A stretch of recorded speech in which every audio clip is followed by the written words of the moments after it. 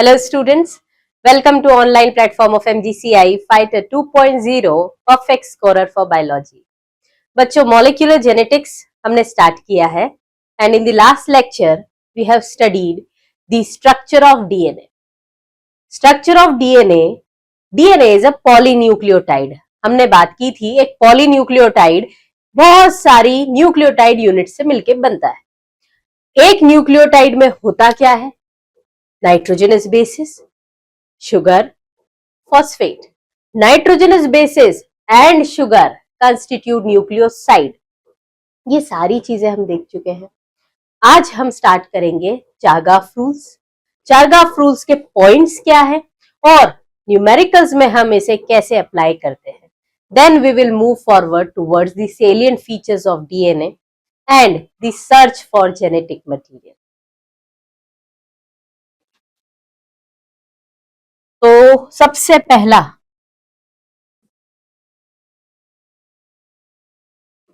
चारगाफ rule याद करो, हमने एक पॉइंट एनसीईआरटी से रीड किया था।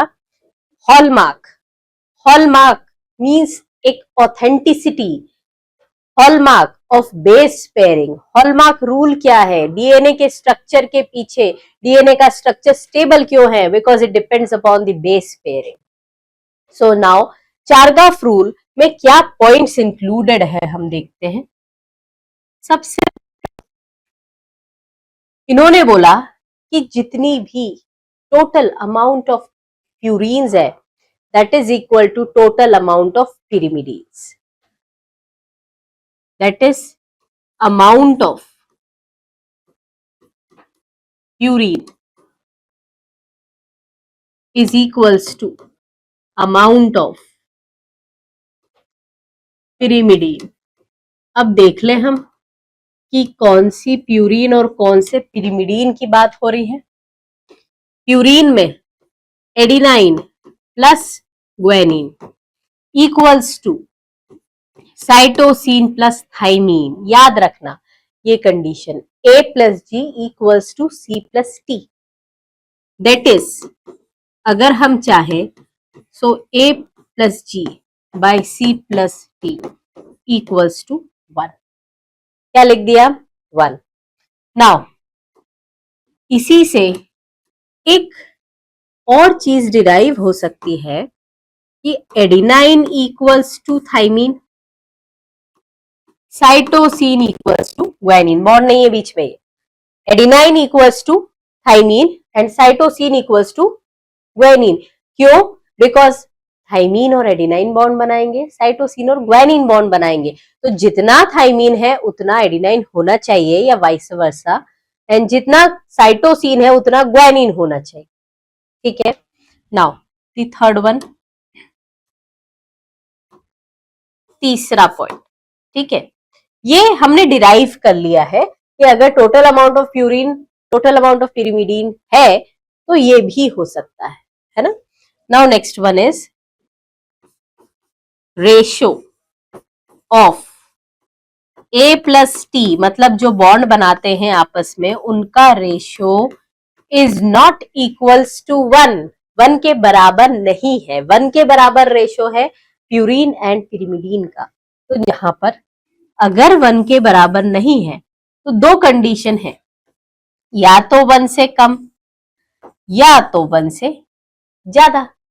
अब 1 से कम कब आएगा? इस फ्रैक्शन में अगर denominator is greater then the numerator.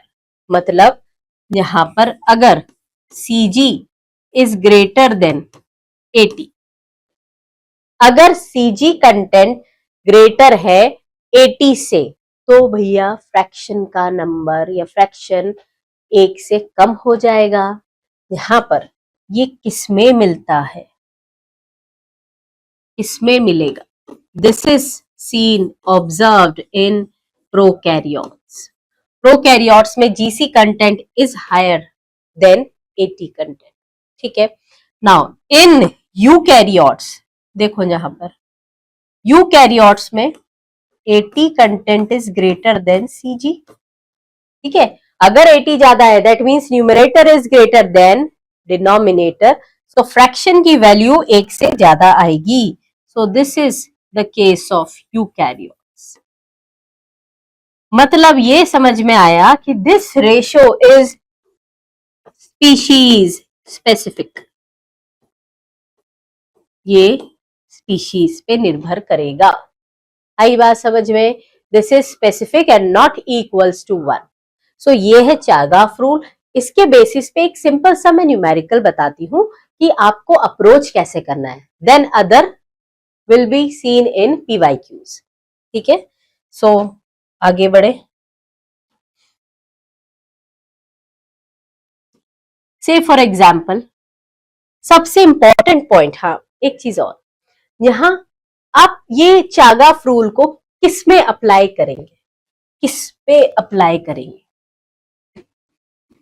This is only for double stranded DNA. ये सिर्फ किसके लिए वैलिड है? डबल स्ट्रैंडेड डीएनए के लिए.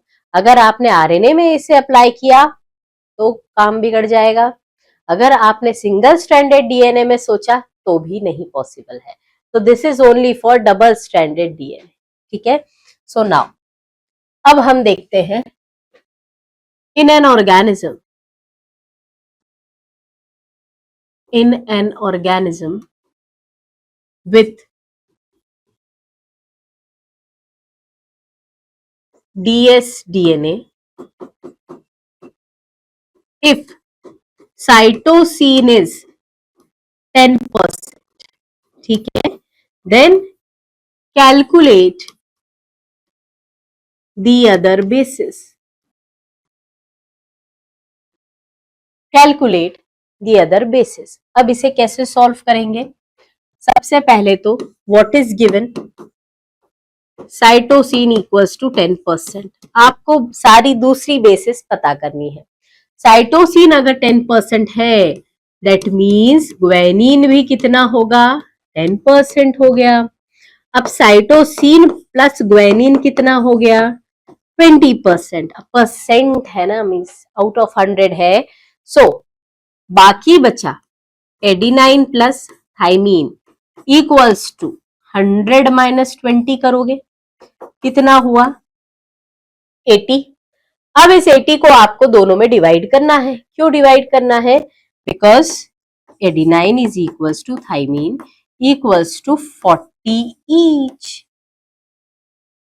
ठीक है, तो हमारे रेशियोज आ चुके हैं. Cytosine 10%, guanine 10%, adenine 40%, thymine 40%. ठीक है, एक तो ये क्वेश्चन हो गया. अब अगला एक किस कैटेगरी का क्वेश्चन हो सकता है? आपको लेंथ दिया है, लेंथ ऑफ डीएनए गिवन. ये सारे क्वेश्चंस में इंक्लूड करूंगी बेटा पीवाईक्यूज के साथ.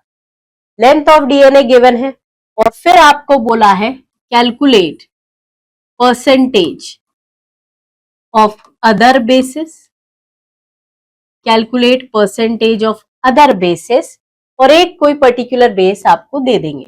से फॉर एग्जाम्पल दे दिया एडिनाइन इज 30%. ठीक है, तो लेंथ दिया है आपको. बताओ लेंथ का यूज क्या है? नहीं, यहां तो सीधा परसेंटेज से क्वेश्चन सॉल्व हो जाएगा. बट अगर ऐसा पूछा जाए कि calculate the total number of hydrogen bonds, calculate the total number of phosphoester bonds, तो कैसे करेंगे? यहां पर हाइड्रोजन बॉन्ड्स कैलकुलेट करने का अगर क्वेश्चन आता है तो आप आसानी से करेंगे.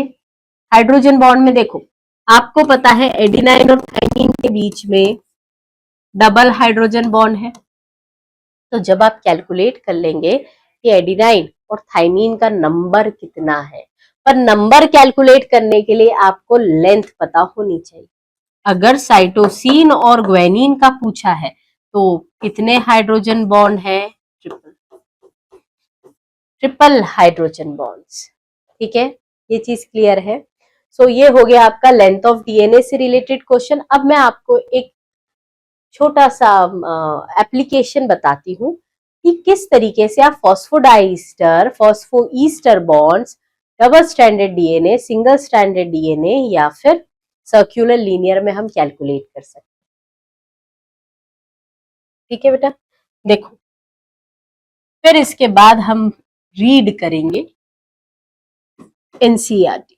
Now for double stranded linear, देखो ये जो हम में मिल रहा है ना, डबल स्ट्रैंडेड लीनियर, ये किस में मिल रहा है, यूकैरियोट्स में।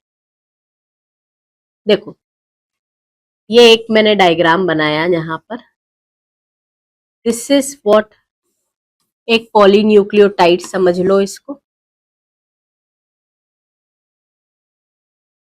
ये खुला है, मान के चलो 5', ये खुला है इधर से 5', ये खुला है 3', दिस इज ओपन 3', ये सब है न्यूक्लियोटाइड्स, है ना, न्यूक्लियोटाइड्स है, इसमें शुगर भी है, फॉस्फेट भी है और नाइट्रोजनस बेसेस भी है। अब यहां पर देखो, अगर आपसे पूछा जाए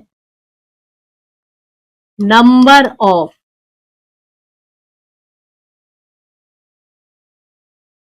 शुगर, पूछ लिया, है ना, और आपको क्या गिवन है, आपको दिया है given number of basis, basis को ही हम क्या बोलते हैं, न्यूक्लियोटाइड।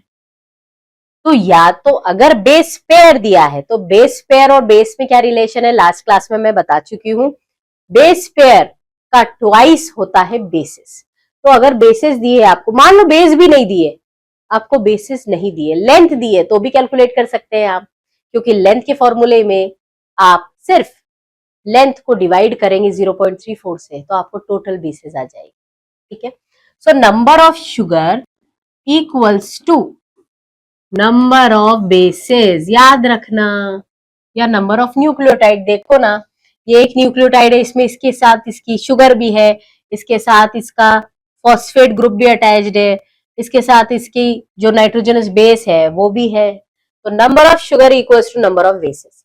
ठीक है, क्वेश्चंस अपन देखेंगे बाद में। हाँ, नाउ अगर आपको बोला है number of phospho ester bond, किसकी बात हो रही है, डबल स्टैंडर्ड लीनियर डीएनए की बात हो रही है।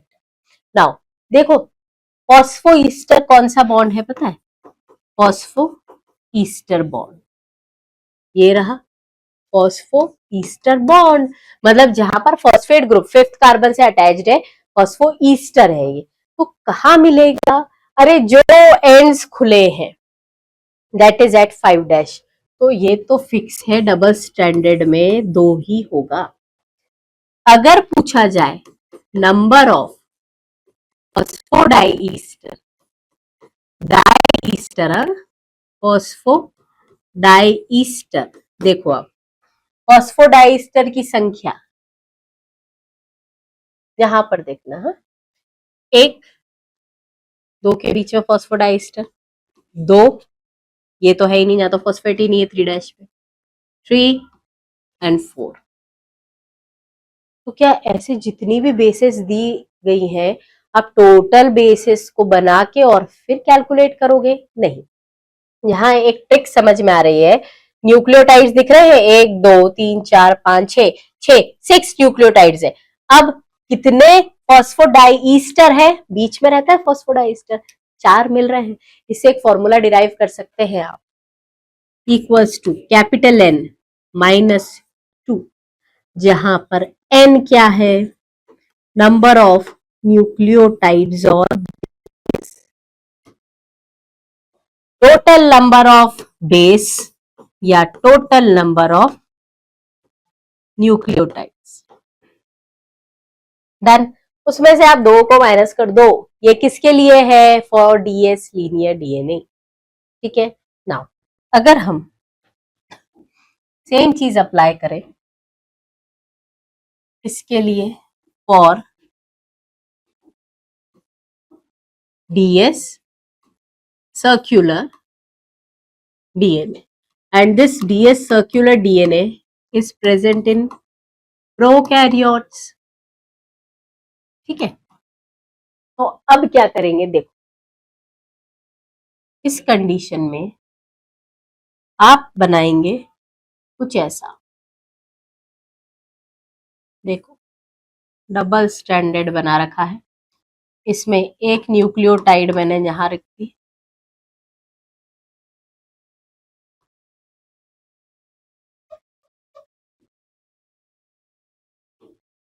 ठीक है। अब देख के बताओ कि इस डीएनए में क्या कोई खुला सिरा फ्री एंड दिखता है आपको?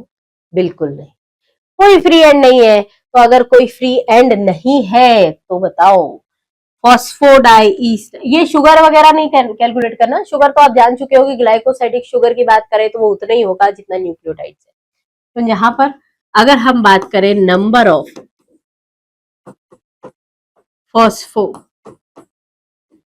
ईस्टर बॉन्ड, तो कितना हो जाएगा? Number will be equals to 0। अरे कोई खुला एंड ही नहीं है। हाँ, अगर हम नंबर ऑफ फॉस्फो डाइईस्टर कैलकुलेट करें, फॉस्फोडाइईस्टर बॉन्ड अगर कैलकुलेट करें तो देखो ये एक बॉन्ड है, दो के बीच में है ना, ये दूसरा है, ये तीसरा है। अच्छा, ये तो 3 है, ज्यादा बेसिस देंगे तो कैलकुलेट कर सकते हैं क्या, डिराइव कर सकते हैं क्या फॉर्मूला? नंबर ऑफ न्यूक्लियोटाइड्स देखो आप 3 है, फॉस्फोडाइस्टर भी कितने हैं? 3 है। That means number of phosphodiester equals to number of nucleotide. ये आ गया आपका फॉर्मूला, ठीक है।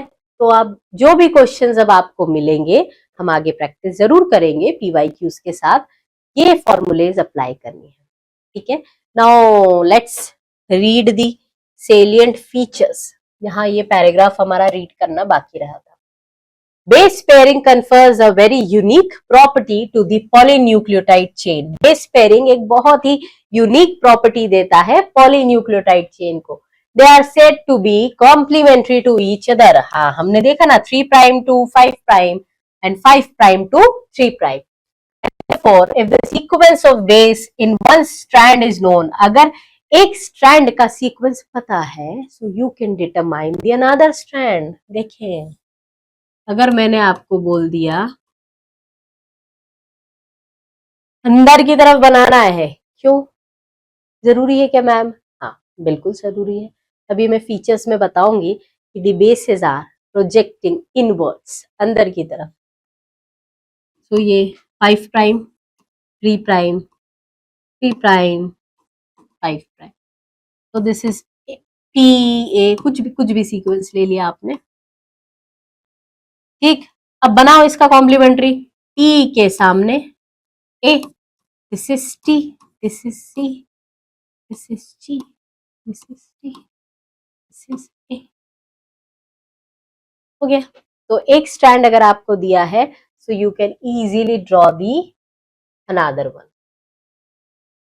Also, if each strand from a DNA, let us call it as a parental DNA, act as a template for synthesis of new DNA, the two double-stranded DNA thus produced, जो identical होंगे, thus produced would be identical to the parent DNA.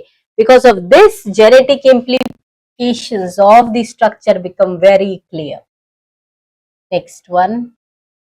The salient features of the double helix of DNA are as follows. It is made up of 2 polynucleotide chains, हम देख चुके हैं, जहां पर backbone किससे बनी है? Backbone is formed by sugar and phosphate. और देखो लिखा है बेसिस प्रोजेक्टिंग इनसाइड। बेस कहां की तरफ है? Inside, right. Now the two chains have anti-parallel polarity। Yes, एक स्ट्रैंड अगर 5 प्राइम टू 3 प्राइम है, so other will be from 5 prime to 3 prime. The bases in two strands are paired through hydrogen bond. देख चुके हैं हम. Adenine forms two hydrogen bonds with the thymine from the opposite strand and vice versa. Guanine is bonded with cytosine with three hydrogen bonds. As a result, always a purine combines with to a pyrimidine. क्यों हमेशा एक purine pyrimidine से bond बनाती है? अरे छोटी size की pyrimidine बड़ी साइज की purine, vice versa, so that uniformity in the helix is maintained. ताकि जो स्टेबिलिटी है, यूनिफॉर्मिटी है, वो बने रहे, डिस्टेंस मेंटेन रहे.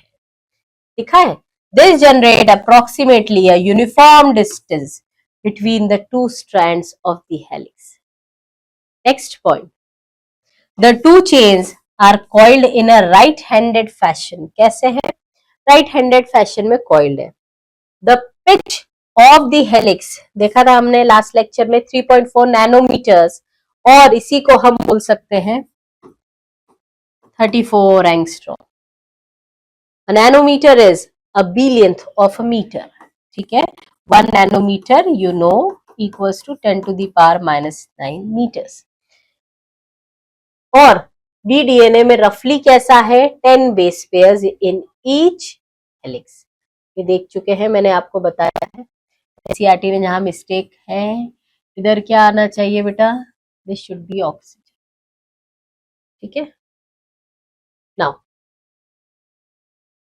consequently the distance between a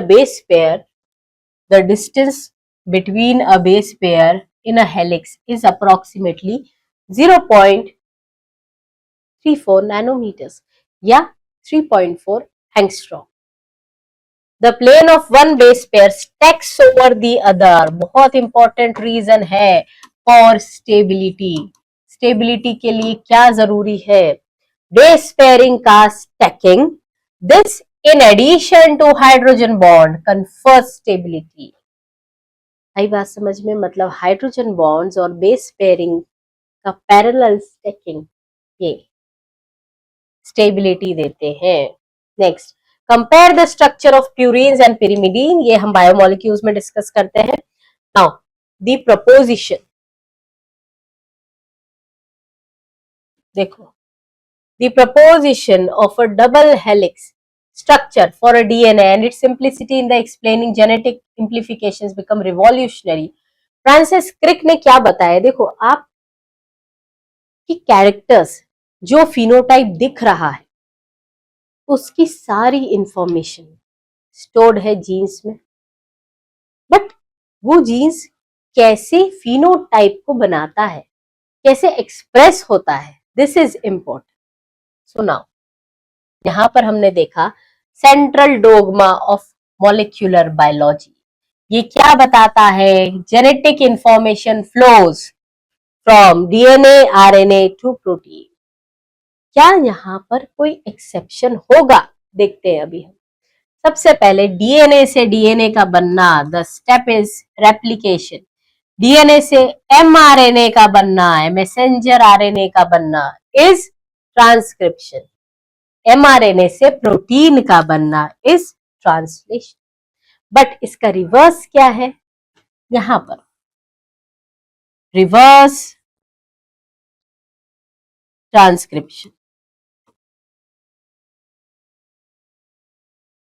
इसका मतलब ट्रांसक्रिप्शन तो नॉर्मली हम सभी में होता है, बट रिवर्स ट्रांसक्रिप्शन किसमें मिलेगा? This is present in viruses. अरे जिन विचारों में आरएनए जेनेटिक मटेरियल है, वो आरएनए अगर इन्फेक्शन कराएगा या ऐसा वायरस जो इन्फेक्शन कराएगा, वो कैसे होस्ट के जीनोम से इंटीग्रेट करेगा? उसे डीएनए बनाना पड़ेगा. राइट? देखें आगे. In some viruses, the flow of information is in reverse direction, that is from RNA to DNA. देख लिया हमने, रिवर्स ट्रांसक्रिप्टेज बोला हमने बात. देखो, पैकेजिंग ऑफ डीएनए हेलिक्स क्या होता है ना? क्यों पैकेजिंग की जरूरत पड़ी? देखो, आपको जब भी कोई बड़ा सा मटेरियल से फॉर एग्जाम्पल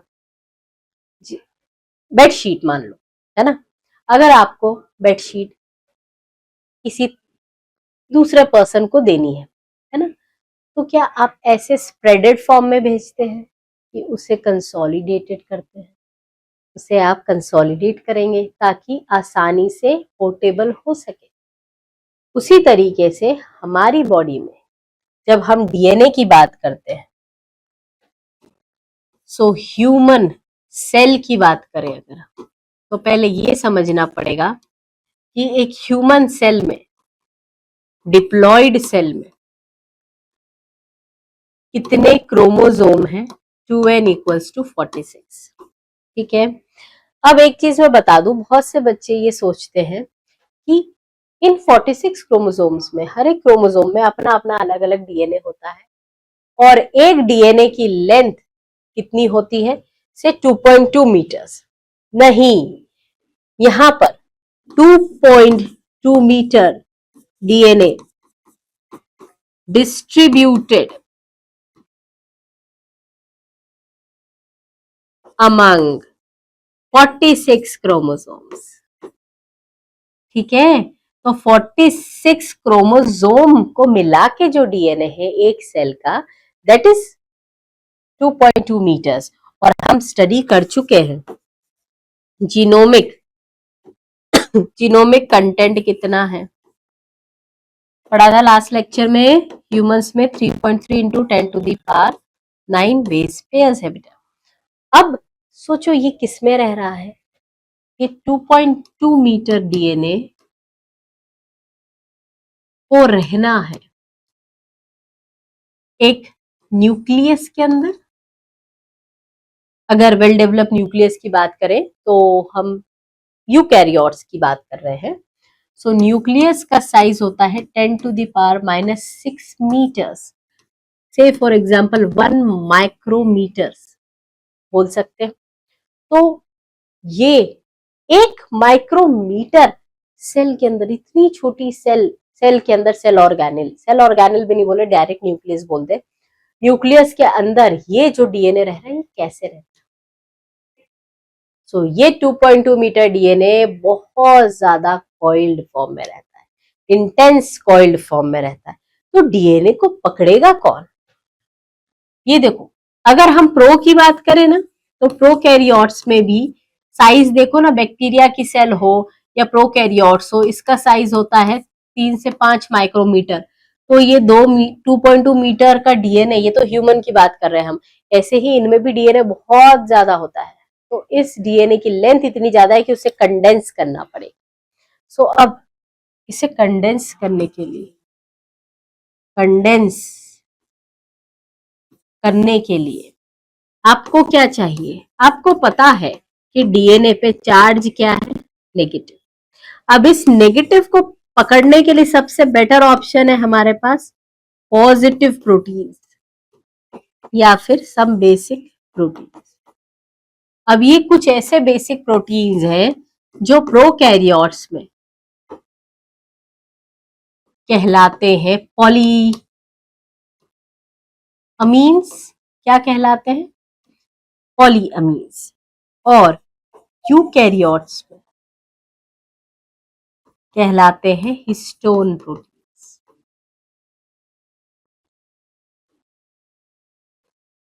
तो इसका मतलब हमारा जो 2.2 मीटर डीएनए है वो किस पॉजिटिवली चार्ज स्ट्रक्चर के अराउंड कॉइल करेगा? That will be histone proteins. Histone proteins हम यूकैरियोट्स में बात करते हैं, प्रोकैरियोट में देयर आर सम पॉलीअमीन्स या फिर बेसिक प्रोटीन्स। ठीक है, नाउ हम देख ले कि कितने प्रकार के हिस्टोन्स हैं, टाइप्स ऑफ हिस्टोन। देखो, हिस्टोन की बात करें तो 5 type, H1, H2A, H2B, H3A, H4। ठीक है, अब इनका स्ट्रक्चर हम देखें तो ये जो H2A है, H2B है, H3, H4 है, ये सब कितने होते हैं? डबल। मतलब आगे से जो आपको स्ट्रक्चर दिख रहा है सिमिलरली पीछे भी होंगे।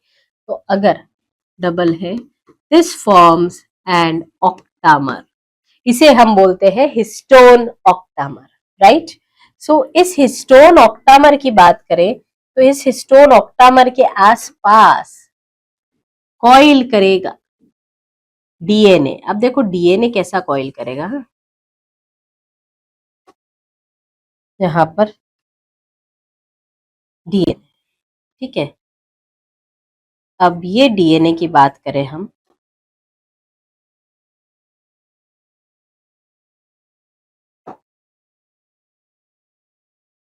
तो ये डीएनए यहां से स्टार्ट हुआ, हाँ? सो वन टर्न देखना, यहां पर ये एक टर्न हुआ, ठीक है। देन ये 1/4 टर्न है, this is 1.5 turn, this is 1/3 और फिर दूसरे ऑक्टामर। तो इसका जो कॉइलिंग है वो कैसा है? 1/3, या फिर हम बोल सकते हैं इसे, this is also known as 1.75, ठीक है। 1.75 या 1/3। अब इसे पकड़ने के लिए कुछ चाहिए, वो कुछ क्या है? This is H1, this one is H1 histone. अब ये हिस्टोन हिस्टोन बात कर रहे हैं, तो ये हिस्टोन का केमिकल नेचर क्या है? केमिकली अगर हम बात करें तो ये हिस्टोन किससे बने हैं? Amino acid. अब ये अमीनो एसिड्स बेसिक है, क्यों? हमेशा बेसिक होते हैं? नहीं, बट ये हिस्टोन जिन अमीनो एसिड से बने हैं वो बेसिक है। अब आपने कैसे बोल दिया कि हिस्टोन प्रोटीन्स को आपने बेसिक अमीनो एसिड मिलेंगे? देखो रेसिड्यूज देखते हैं, अगर एसिडिक रेसिड्यूज ज्यादा है तो एसिडिक फॉर्म, अगर अमीन ग्रुप ज्यादा है तो बेसिक फॉर्म, ठीक है। सो इसमें एक याद रखना है आपको, these are lysine and arginine rich, ठीक है। तो इस तरीके से जब ये कॉइलिंग होती है बेटा, जब ये कॉइलिंग होगी तो ऐसे पूरा डीएनए आपके जितने हिस्टोन ऑक्टामर आपको दिख रहे हैं उनके आसपास,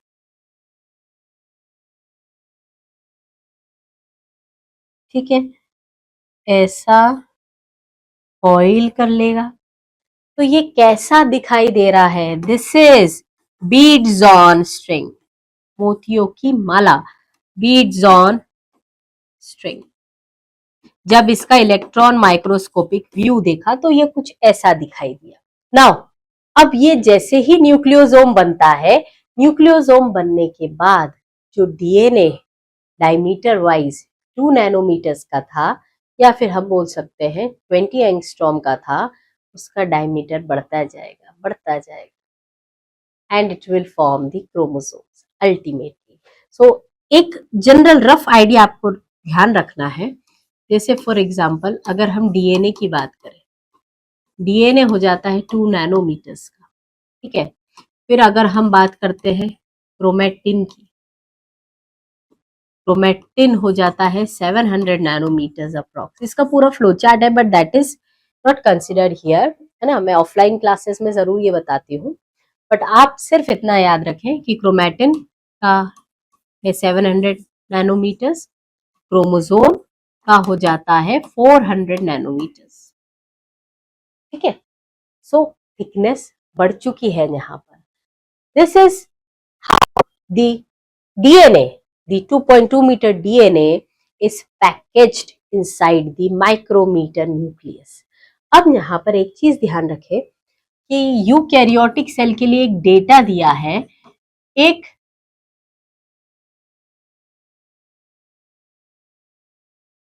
डीएनए की अगर हम बात करें, ठीक है, सो नाउ एक डीएनए सबसे पहले इतना लेंथ वाइज है 2.2 मीटर, ये रिसाइड करता है, कॉइल करेगा न्यूक्लियस के अंदर और अल्टीमेटली क्या बना देता है, क्रोमोसोम। ठीक है, अब एनसीईआरटी बताती है कि आपका जो जीनोम है, दैट इज, एक क्वेश्चन पूछा है एनसीईआरटी ने कि ह्यूमन जीनोम के लिए या मेमेलियन सेल में जितना डीएनए कंटेंट है, जितना बेस पे डीएनए कंटेंट है, उसके लिए कितने न्यूक्लियोसोम रिक्वायर्ड होंगे। तो यहाँ पर एनसीईआरटी ने एक आपको डेटा बता रखा है about the number of nucleosomes, उसे हम देखते हैं और आगे बढ़ते हैं। ठीक है,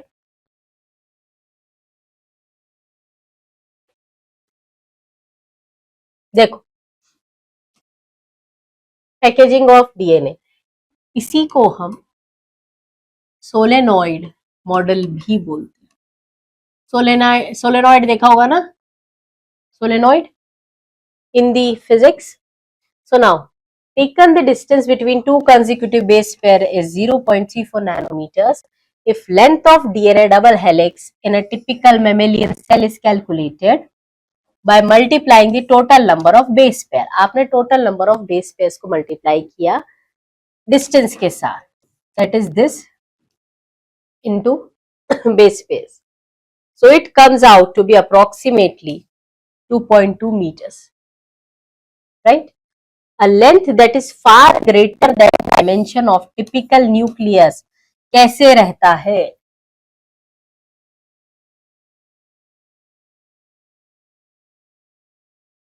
नाउ ये क्वेश्चन दिया है, इसकी मदद से आप कैलकुलेट कर सकते हैं। Can you calculate number of base pairs? हाँ बिल्कुल, बेस पेयर्स फॉर्मूले में है, और अगर आप बेस पेयर कैलकुलेट कर लेंगे तो क्या बेसिस निकाल सकते हैं? बिल्कुल निकाल सकते हैं। Base pair into 2 is basis. तो फॉर्मूले में length of DNA there is base pair.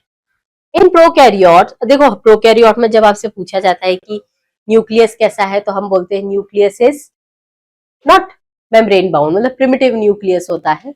और पूछा जाता है जेनेटिक मटेरियल कैसा है, तो बच्चे बोलते हैं स्कैटर्ड इन द साइटोप्लाज्म। देखो यहाँ in prokaryotes such as E. coli, though they do not have a defined nucleus, DNA is not scattered. DNA is not scattered throughout the cell. DNA being negatively charged is held with some proteins that have positive charges. और वो बनाएगा nucleoid. इसी के लिए कुछ और शब्द भी है, that is genophore incipient nucleus. The DNA in nucleoid is organized in the large loops held by the proteins. Next one. In eukaryotes, this organization is much more complex. ज़्यादा complex है eukaryote में. There is a set of positively charged basic proteins called histones.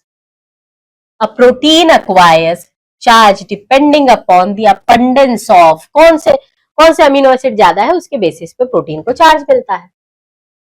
Abundance of amino acid residues with charged side chains. Histones are rich in the basic amino acid residues lysine and arginine. Both the amino acid residues carry positive charge in their side chain. Histones are organized to form a unit of 8 molecules called histone octamer. हम देख चुके हैं.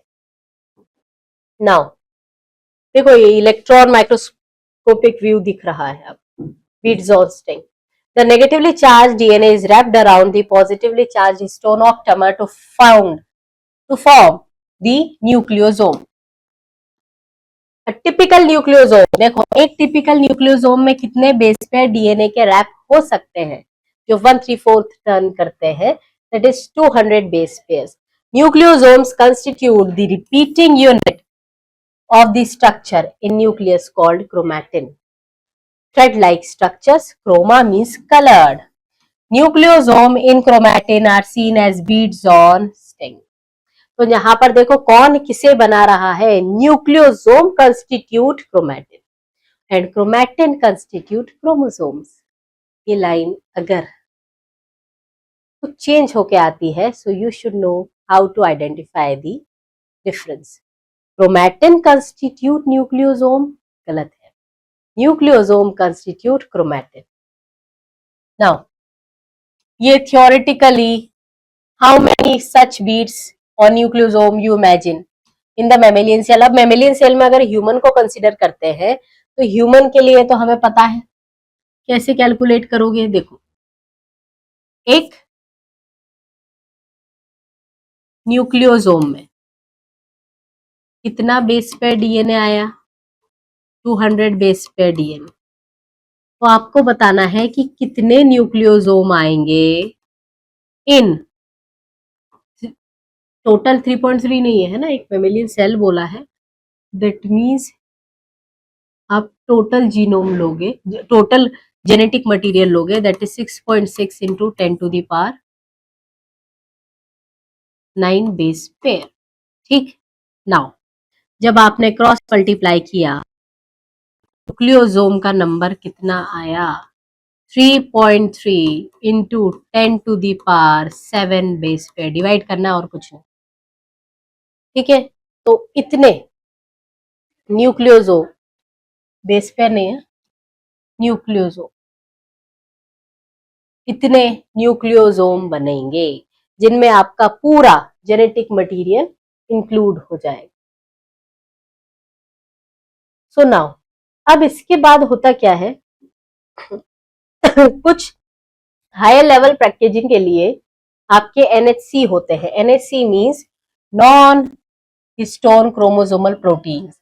In a typical nucleus, some region of the chromatin are loosely packed and referred to as euchromatin और कुछ densely packed है known as heterochromatin।